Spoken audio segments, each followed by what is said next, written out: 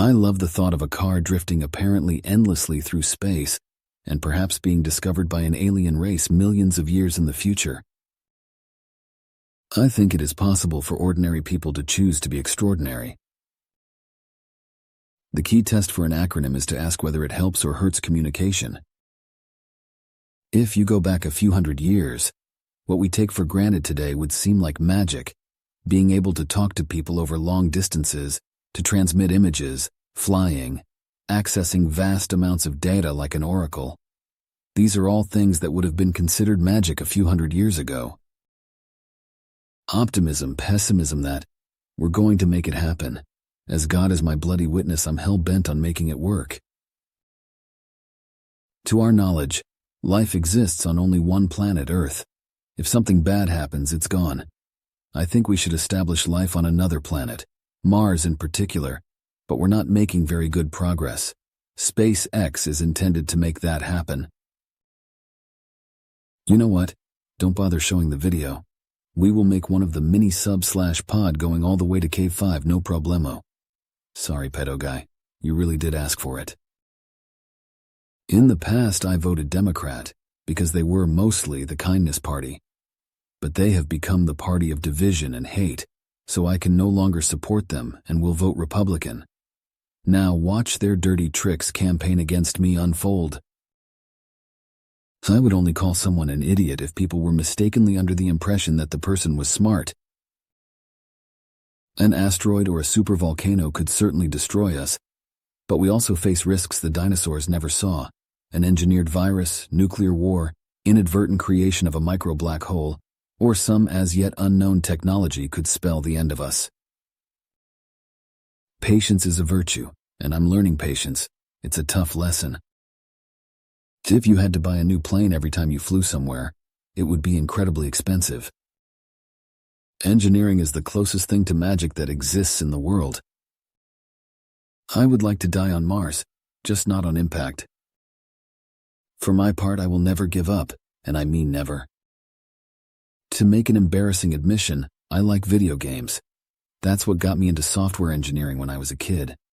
I wanted to make money so I could buy a better computer to play better video games. Nothing like saving the world. There are some important differences between me and Tony Stark. Like I have 5 kids, so I spend more time going to Disneyland than parties. With artificial intelligence, we are summoning the demon.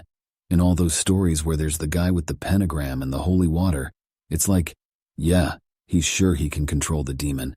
Didn't work out. The path to the CEO's office should not be through the CFO's office, and it should not be through the marketing department. It needs to be through engineering and design. You could power the entire United States with about 150 to 200 square kilometers of solar panels. The entire United States. Take a corner of Utah. There's not much going on there. I've been there. There's not even radio stations. I'm nauseatingly pro-American. I would have come here from any country. The US is where great things are possible. Any product that needs a manual to work is broken. It's okay to have your eggs in one basket as long as you control what happens to that basket. When Henry Ford made cheap, reliable cars, people said, "Nah, what's wrong with a horse?" That was a huge bet he made, and it worked. I've always wanted to be part of something that would radically change the world. People forget the power of inspiration. All of humanity went to the moon with the Apollo missions. The issue was cost. There was no chance to build a base and create frequent flights. That's the problem I would like to solve.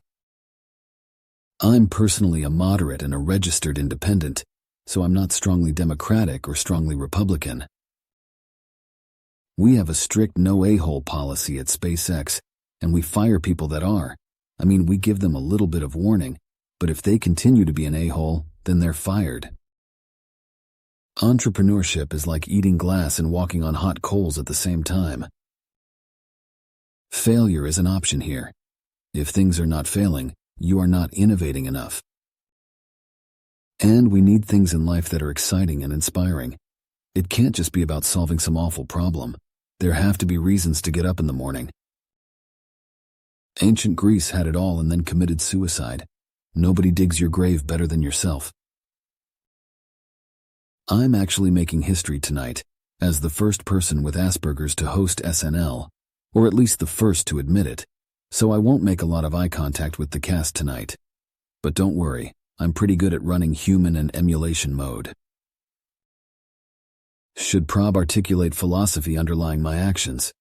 It's pretty simple and mostly influenced by Douglas Adams and Isaac Asimov. There's nothing. I've bought everything I want. I don't like yachts or anything. You know, I'm not a yacht person, and I've got pretty much the nicest plane I'd want to have. Some people don't like change, but you need to embrace change if the alternative is disaster. When I was in college, I wanted to be involved in things that would change the world.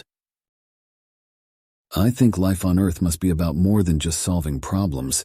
It's got to be something inspiring, even if it is vicarious.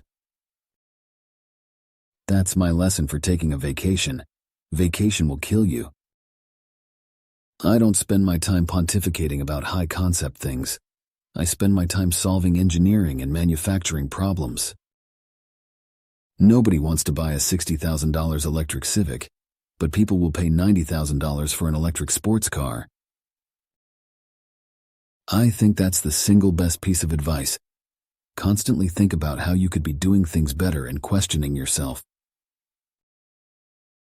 You need to live in a dome initially, but over time you could terraform Mars to look like Earth and eventually walk around outside without anything on.